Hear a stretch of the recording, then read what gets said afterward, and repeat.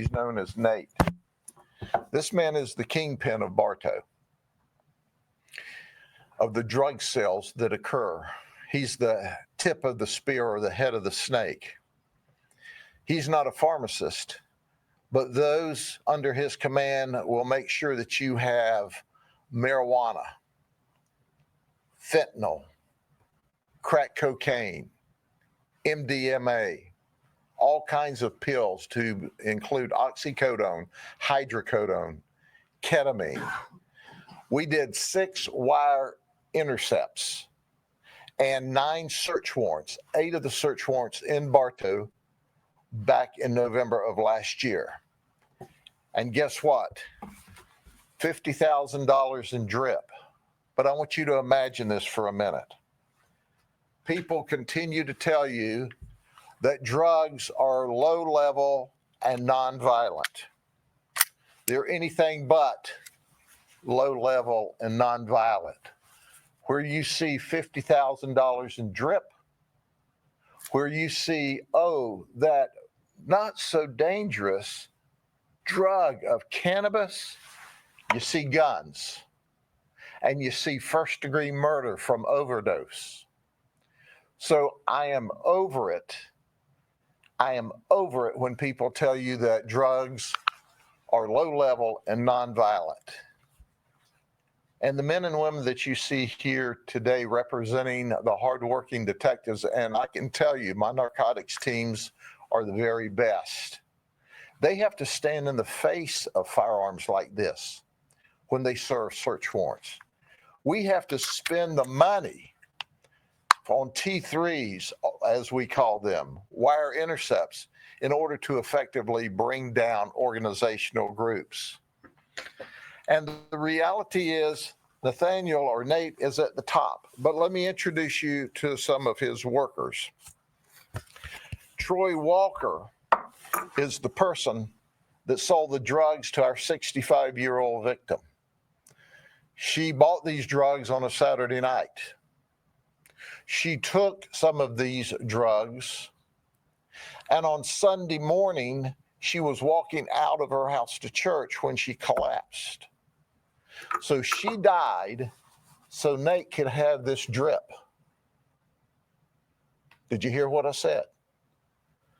He's buying this drip from selling drugs to people on the streets, one of which died. And this is the first time in the history of the sheriff's office that we've actually monitored conversations about their scurrying around after she died from Troy selling this drug. So where did Troy get it from? Another member, Brian Myrick.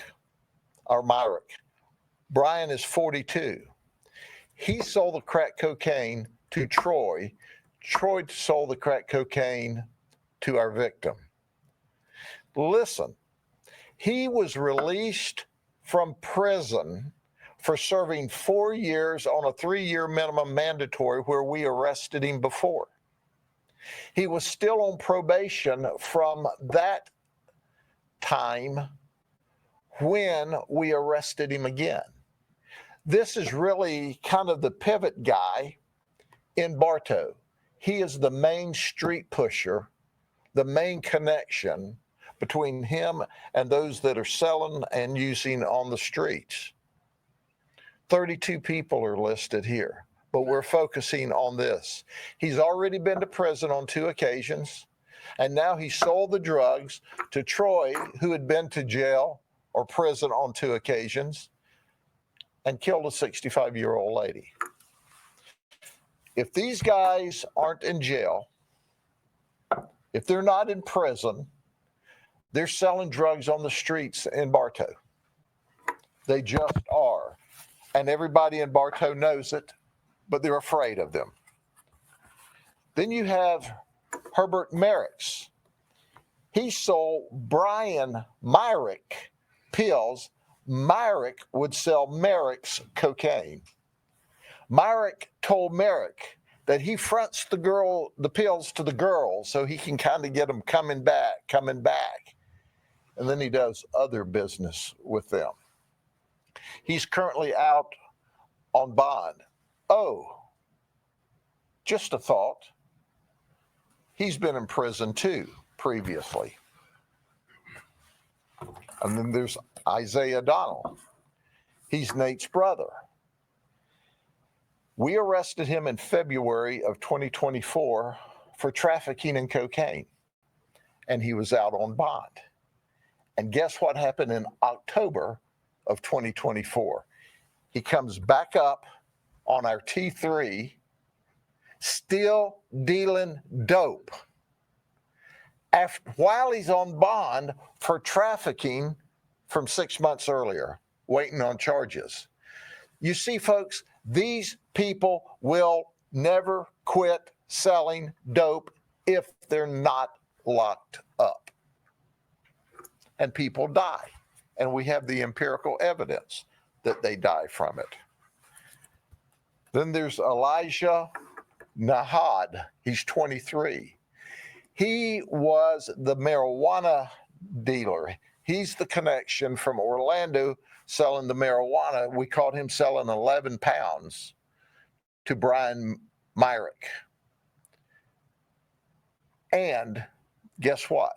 He came up on our T3 with a lot of details. Then there's Michael Caballero Medina. He's 24. He's from Venezuela.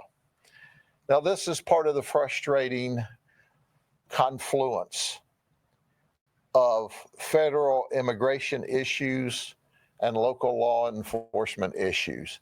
He's in this country illegally. And guess what? He was trafficking in MDMA. We caught him with a pound of it. We're waiting on the lab to return the results, but we caught him with a pound of what we believe to be ketamine. We had a trafficking warrant out for his arrest. We arrested him as part of the T3. He made bond. We had an immigration hold on him. So when he made bond, the feds came and picked him up because that's what they do when they're finished doing business with us. They picked him up and deported him. He still hasn't answered for the trafficking in our jurisdiction, but he's now in Venezuela. So what we've done is we've issued a capias for his arrest. If he ever comes back into the United States, we will, at that point in time, take him into custody, and then we'll be able to no bond him and hold him until he answers for his part of this organized narcotics ring. I want to turn the podium over now to Chief Walker. It's an honor to work with him and the Bartow police officers on investigations. But you must understand